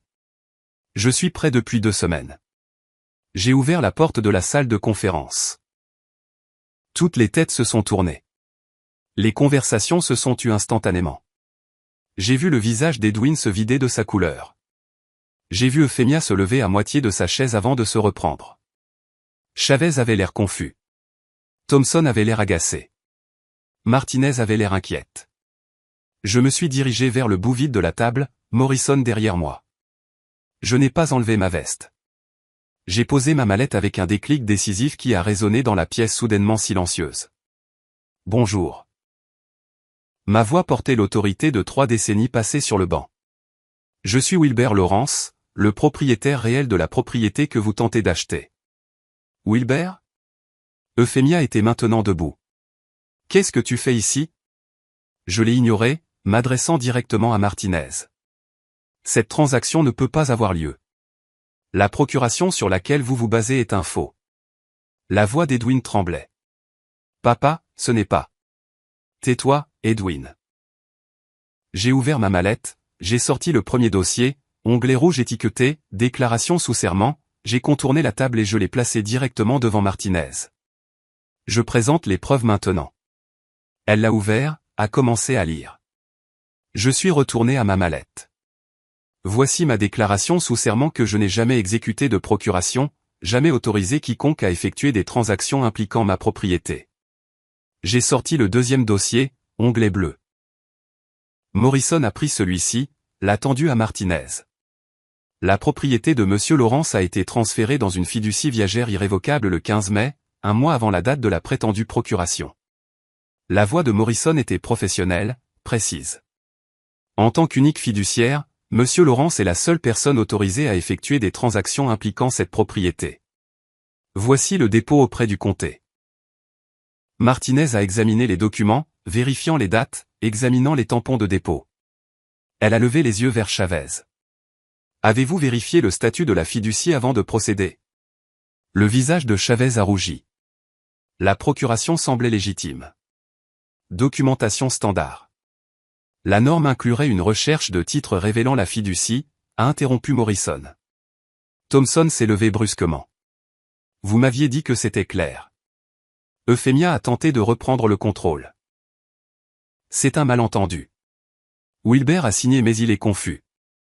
Sa mémoire. J'ai sorti mon téléphone. Laissez-moi éclaircir ma mémoire. Cet enregistrement date d'il y a 2 jours. J'ai tapé 2 fois sur l'écran. La voix d'Euphemia a rempli la pièce, claire et accablante. S'il conteste quoi que ce soit, nous invoquerons le déclin cognitif. La voix d'Edwin. Encore 3 jours, et nous sommes tranquilles. Euphemia de nouveau. Ensuite, nous sommes libres. J'ai arrêté la lecture. Le silence était absolu. Est-ce que cela ressemble à quelqu'un qui croyait innocemment que j'avais signé des documents? J'ai sorti le 3e dossier, onglet noir étiqueté, preuve. Je l'ai ouvert pour que tout le monde puisse voir. Photo de surveillance, horodatage, de votre réunion de minuit avec Monsieur Chavez le 2 juillet. Le document est allé sur ma table de salle à manger. Edwin signant des papiers. Euphemia présentant mes dossiers privés de mon coffre-fort forcé. J'ai fait défiler les photos sur mon téléphone, puis je les ai projetées sur l'écran de mon ordinateur portable pour que tout le monde puisse les voir. Chaque image horodatée, chacune indéniable. Thompson s'est penché en avant, a étudié les photos, puis s'est tourné vers Chavez avec dégoût. C'est une fraude. J'appelle mon avocat. On m'a fourni des documents falsifiés. La voix de Chavez s'est élevée. Ils ont déformé la réalité. Nous ne savions pas, a commencé Edwin. Vous avez forcé mon coffre-fort. Ma voix a traversé le chaos comme une lame. Falsifier ma signature, rencontrer Monsieur Chavez à minuit alors que vous me pensiez parti. Vous saviez exactement ce que vous faisiez. Le visage d'Euphemia s'est durci de défi. Tu ne peux pas prouver. J'ai ouvert le 4e dossier. Onglet vert. Analyse comparative des signatures. Ma signature authentique contre le faux. Notez les différences de pression. La formation de la boucle sur le L de Lawrence. La différence d'âge de l'encre. Je l'ai posée sur la table où tout le monde pouvait le voir. Que puis-je prouver? Martinez a refermé son dossier avec finalité. Cette clôture ne peut pas avoir lieu. Je suis tenu de signaler toute fraude suspectée aux autorités. Thompson rassemblait déjà ses affaires. Chavez, vous m'aviez assuré que la documentation était vérifiée. Je vais parler à mon avocat de votre négligence. Edwin a enfin retrouvé sa voix. Papa, s'il te plaît. On peut arranger ça. Parle-nous, c'est tout. J'ai commencé à rassembler mes dossiers, les remettant dans ma mallette dans un ordre parfait. J'ai passé 30 ans à déterminer les conséquences pour les personnes qui enfreignaient la loi. Ça ne change pas parce que tu es mon fils. Je suis toujours ta famille. J'ai marqué une pause, je l'ai regardé droit de l'autre côté de la table, j'ai soutenu son regard jusqu'à ce qu'il détourne les yeux. Tu as cessé d'être ma famille quand tu as essayé de voler ma maison. Maintenant, vous n'êtes que des accusés. J'ai refermé ma mallette avec le même déclic décisif qu'à l'ouverture. J'ai regardé Martinez. Vous aurez ma coopération pour toute enquête. À Thompson. Je m'excuse. Vous avez été entraîné là-dedans. Morrison a ouvert la porte. Je l'ai franchie sans me retourner. Derrière nous, les voix ont éclaté. Récrimination, panique, rejet de la faute. Edwin a appelé mon nom une fois. Je ne me suis pas retourné. Dans l'ascenseur, Morrison a parlé doucement. C'était dévastateur. C'était la justice. Quelle est la suite? Le poste de police pour déposer des plaintes pénales, puis la banque pour sécuriser de nouveaux comptes, puis la maison pour changer les serrures. J'ai regardé les numéros d'étage descendre. Ils ne sont plus les bienvenus. Les portes de l'ascenseur se sont ouvertes sur le hall. La lumière vive du soleil de l'Arizona se déversait à travers les murs de verre. Je suis sorti, Morrison à mes côtés, me sentant plus léger que je ne l'avais été depuis des semaines. La maison était de nouveau à moi. La bataille était gagnée. Venaient maintenant les conséquences qu'ils avaient méritées. Je suis monté dans ma camionnette, j'ai posé la mallette sur le siège passager et j'ai quitté le parking. Dans mon rétroviseur, je pouvais voir l'immeuble de bureaux s'éloigner. À l'intérieur de cette salle de conférence, leur monde s'effondrait, les plans détruits, l'argent envolé, des accusations criminelles imminentes. J'avais passé 30 ans sur le banc à enseigner que les actions ont des conséquences. Que la justice, bien que parfois lente, finit toujours par atteindre sa cible. Que la trahison de la confiance, surtout la confiance familiale, entraîne les peines les plus lourdes. Aujourd'hui, Edwin et Euphemia avaient appris cette leçon de la manière la plus dure possible. J'ai conduit vers le poste de police, mes dossiers de preuves organisés et prêts. Ce n'était pas de la vengeance. C'était de la responsabilité. C'était la loi fonctionnant comme prévu, protégeant ceux qui ne pouvaient pas se protéger eux-mêmes, punissant ceux qui se croyaient assez malins pour échapper aux conséquences. Ils avaient sous-estimé un juge. C'était leur première erreur. Penser que je ne riposterais pas était leur seconde. Maintenant, ils allaient passer des années à apprendre des deux. La détective Maria Rodriguez était assise en face de moi au poste de police de Scottsdale, examinant mon dossier de preuves. Catherine Morrison attendait à mes côtés pendant que j'exposais l'affaire. Procuration falsifiée. J'ai glissé le document sur la table. L'analyse de la signature montre des incohérences. Photo de surveillance de la réunion de minuit avec Chavez. Enregistrements audio de discutant de la manière dont il prétendrait que j'étais cognitivement diminué. J'ai joué la voix d'Euphemia. S'il conteste quoi que ce soit, nous invoquerons le déclin cognitif. L'expression de Rodriguez s'est durcie. Monsieur Lawrence, vous accusez votre propre fils de fraude criminelle. Je signale un crime qui se trouve impliquer mon fils. Certains pères laisseraient passer ça. Certains pères n'ont pas passé 30 ans à faire respecter la loi. Je ne suis pas ce père-là. La semaine suivante, Edwin a avoué lors de l'interrogatoire, admettant sa participation en connaissance de cause. Euphemia a tout nié jusqu'à ce qu'on lui montre ses emails californiens, puis a entièrement blâmé Edwin. Ils se retournaient l'un contre l'autre. Elle a demandé le divorce ce matin, m'a informé Rodriguez. Elle prévoyait de le quitter de toute façon. Morrison a intenté des poursuites civiles simultanément. 100 000 € pour dommages et intérêts. Ils ne le paieront probablement jamais, m'a-t-elle prévenu. Le jugement les suivra pour toujours. C'est le but. L'audience d'expulsion a eu lieu le 29 juillet. La juge Sarah Chen, mon ancienne greffière, a entendu les preuves et a statué rapidement. Expulsion accordée. 10 jours pour quitter les lieux. Le 1er août, jour du déménagement. J'ai observé depuis mon bureau alors qu'ils chargeaient un camion de location. Alors qu'ils avaient presque fini, Edwin est venu seul à la porte. Papa, s'il te plaît, donne-moi une autre chance. J'ai étudié l'homme qui avait forcé mon coffre-fort. Falsifié ma signature. Tu as fait des choix calculés, Edwin. Tu as choisi cette voie. Tu es mon père. J'étais ton père. Tu as fait de moi une victime à la place. J'ai fermé la porte, les verrouillé, j'ai changé toutes les serrures. Cet après-midi-là, l'affaire pénale s'est dirigée vers la sentence. 18 mois de probation pour Edwin, 2 ans pour Euphemia. Des casiers judiciaires permanents, certaines conséquences.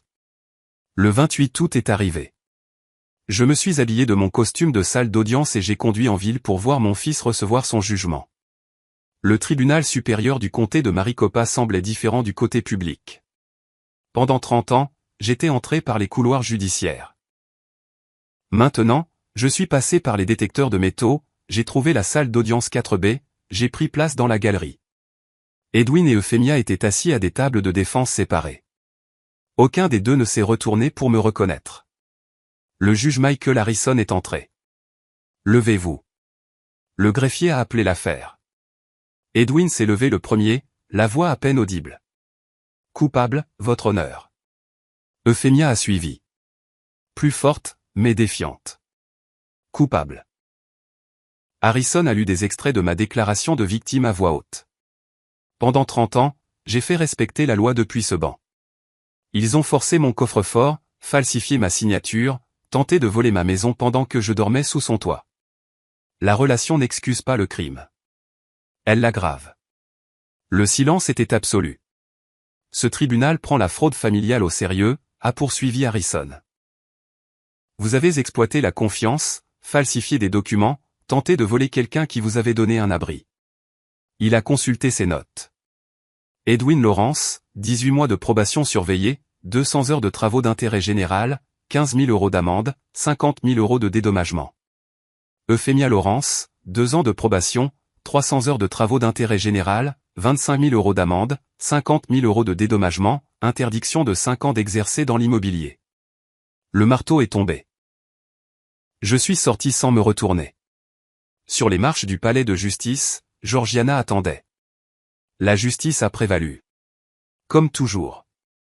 Parfois, elle a juste besoin d'un coup de main. Quelle est la suite?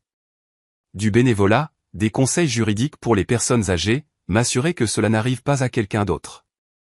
J'ai conduit à travers les rues familières de Scottsdale, passant devant des lieux qui étaient devenus des chapitres de cette histoire. La banque, le bureau de Morrison, l'immeuble de l'agent fiduciaire où tout s'est effondré. Dans mon allée, je suis resté assis tranquillement avant de sortir. 30 ans sur le banc. Jamais je n'aurais pensé que mon propre fils se tiendrait là où se tenaient les accusés. Il avait eu tous les avantages. Éducation, soutien, intégrité modelée au quotidien. Il a choisi la cupidité à la place. J'avais choisi la justice. C'était la différence entre nous. Certains pères lui auraient pardonné, auraient préservé la relation à tout prix. Mais cela aurait fait de moi une victime. Je n'avais pas survécu à 30 ans dans les salles d'audience en acceptant la victimisation. Je me suis dirigé vers ma porte. Nouvelle serrure, pièce vide, paix restaurée. Est-ce qu'Edwin me recontacterait? Probablement pas. J'avais perdu mon fils. Ça faisait mal. Ça ferait toujours mal. Mais j'avais gardé ma dignité, ma maison, mon respect de moi-même. La justice n'est pas toujours tendre, mais elle est toujours juste. J'ai fait du café et j'ai ouvert mon ordinateur portable pour rechercher des programmes de bénévolat juridique pour les personnes âgées. Transformer la douleur en but. Transformer la trahison en protection pour les plus vulnérables. Ils avaient essayé de faire de moi une victime. J'avais refusé. Ce refus, c'était la vraie victoire. Certains liens sont sacrés. Certaines trahisons sont impardonnables. Et c'est bien ainsi. La maison était silencieuse, à moi seul maintenant. Sur Défendu, un foyer. Et si cette histoire vous a plu, merci de liker cette vidéo, de vous abonner à la chaîne et de partager vos impressions dans les commentaires.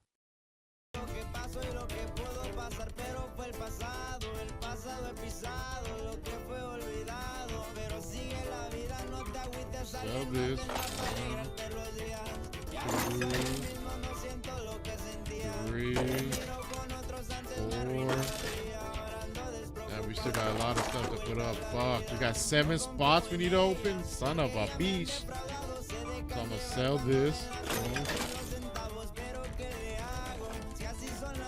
Fuck, 6 spots still. Son of a bitch.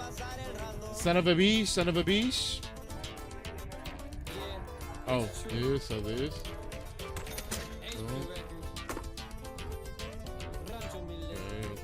Okay. What else can we sell?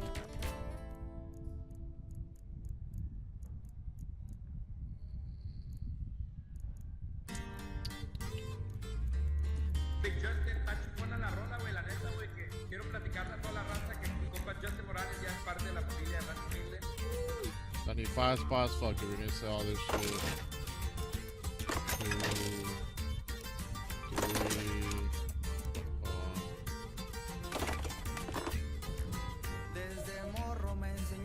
Do we got anything we could buy? No. Hey. Actually, do we got spots over here? Yeah, we do. Looking for something? Excellent. Okay, we can buy all three of these. Boom. There you go. I think that opened up 1 spot, right? Yep. All we needed 1 more spot.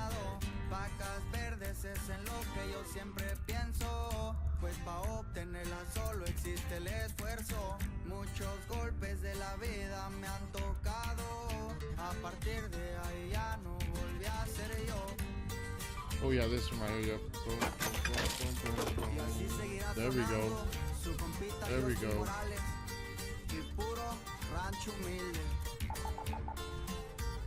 Okay, so I do need more ammo. So I'm going to buy ammo. Buy Hondo. Light, fast, and easy to burn through. Alright. This is done.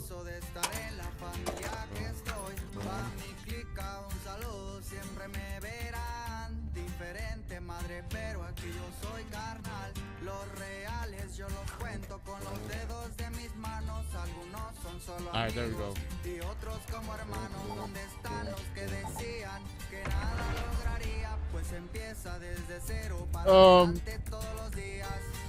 Nothing really, just I haven't been gaming a lot.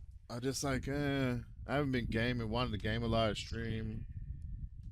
I've been just posting shit on eBay, selling shit on eBay here and there.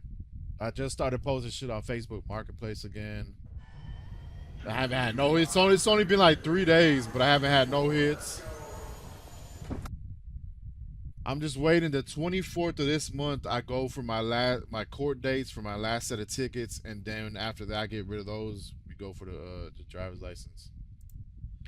My cousin got a gig lined up for me. We're in here with a third. The squad is too much for me. Oh, we're new spawn. Fresh trade. Cultural archives in Stellamontis are pretty well guarded, so don't forget to hum a suspenseful tune while you search for those movies. Shit's already on me, lovely.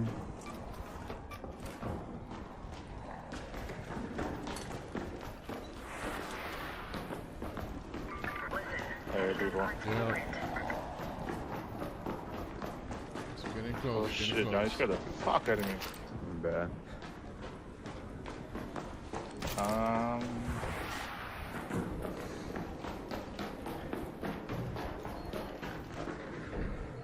On me. Let me see.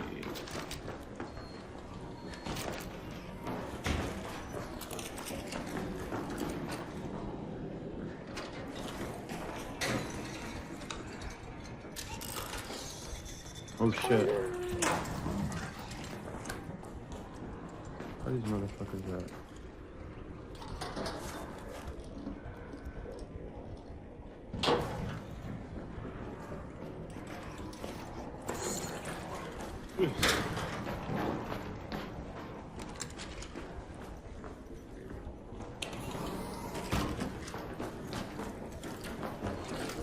Be careful to our left.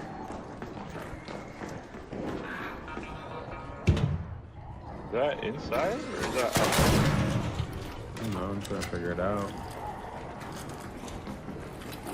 Let's go have a listen, shall we?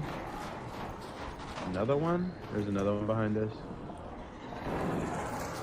It's back inside. It's back inside, I'm pretty sure. It might be down the floor.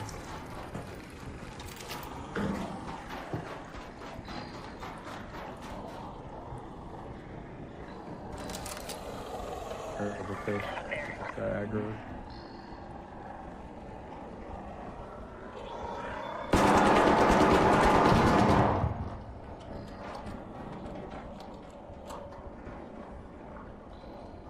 Hey, trigger nade blueprint.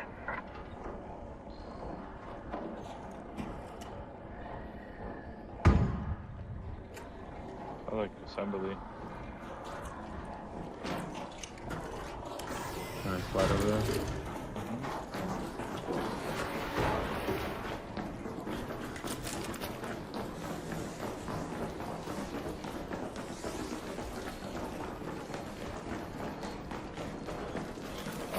Doors open over there.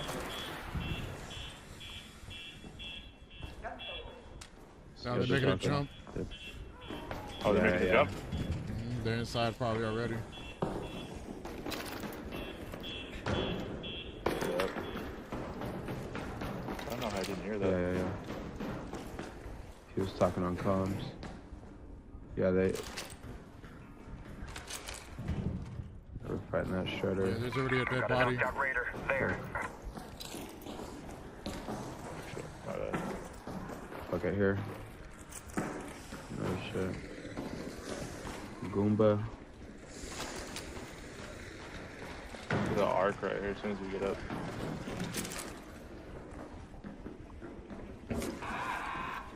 What the fuck?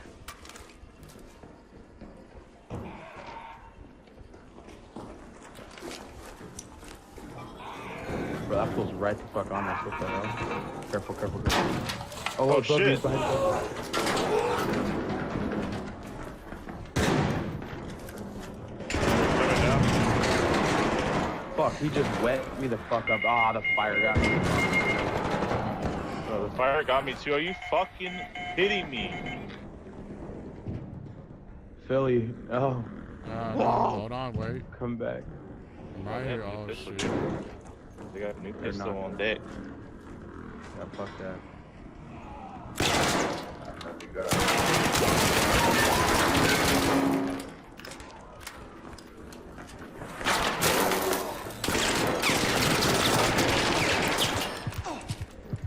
They got it on them. Holy shit. Find somebody else though.